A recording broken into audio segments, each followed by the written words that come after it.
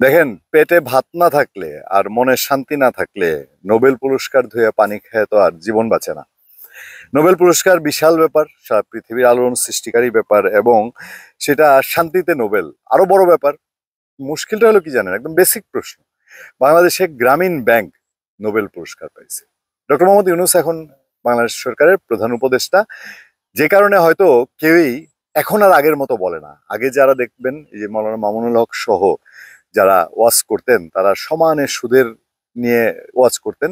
গত কিছুদিন ধরে নাকি সুদ নিয়ে আর এখন ওয়াজ হয় না, বয়ান হয় না, এরকম শোনা যায় আর কি। তো তারাও এখন আর সুদ নিয়ে যেরকম বলেন না, কারণ ডক্টর মোহাম্মদ ইউনূসের যদি কষ্ট লাগে, কিন্তু সত্য কথা বলা উচিত।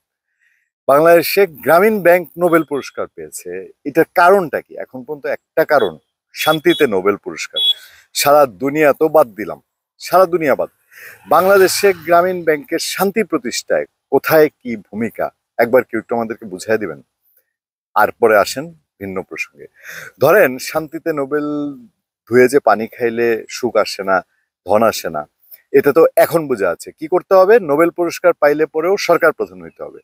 সরকার প্রধান না হইলে নোবেলের সুফল দেশে দেয়া যাবে না, এরকম কি কোনো আইন আছে? আর না হলে কেন এই যে 2005 সালের নোবেল পুরস্কারের পরে এখন পর্যন্ত বাংলাদেশে শান্তি নাই? এই দেশের মানুষ একজন শান্তিতে নোবেল পুরস্কার পাইলেন। মিটিং, আলোচিত মিটিং, বিএনপি প্রথমে খুব কাছাটাছা বেঁধে গেছে ডক্টর মোহাম্মদ ইউনূসের কাছে। এর আগে পথে রাজপথে তারা বহু বক্তৃতা টক্তৃতা দিয়েছে যে ডিসেম্বরের মধ্যে নির্বাচন লাগবে। 16 এপ্রিল গেল, বের হয়ে বিএনপি বললো অসন্তুষ্ট। ডক্টর ইউনূস শুনছেন, চার পানি খাওয়াইছেন। এখন আবার গেছে, যখন গ্যাঞ্জাম লাগছে সেনাপ্রধানের বক্তব্যের পরে, গ্যাঞ্জাম লাগার পরে আবার গেলে পরে বের হয়ে বিএনপি কইছে আমি হতাশ। কারণ ডক্টর ইউনূস সাহেব তিনি ডিসেম্বর মাসে নির্বাচন কোনোভাবেই দিবেন না, অবস্থা সেদিকে। তার প্রেস সচিবও বলে দিছে ডিসেম্বর টু জুন। ডিসেম্বর বলে না, ডিসেম্বর টু জুন মানে ডিসেম্বরে যে হইতে পারে এটাও বলে না।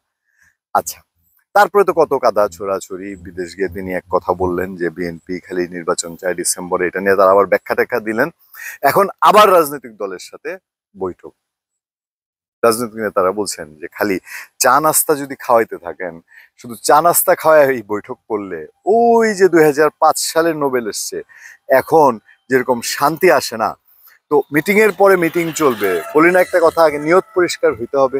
কোনো একটা দরবারে, আলোচনায়, সালিশে, পঞ্চায়েতে বসলে পরে আগে তো দুই পক্ষরে বলে যে আসছো, যা হওয়ার হয়েছে, মারামারি কাটাকাটি গালিগালাজ করছো, কিন্তু নিয়তটা পরিষ্কার করে বসবা যে সমাধান হইতে হবে। নিয়ত কি পরিষ্কার?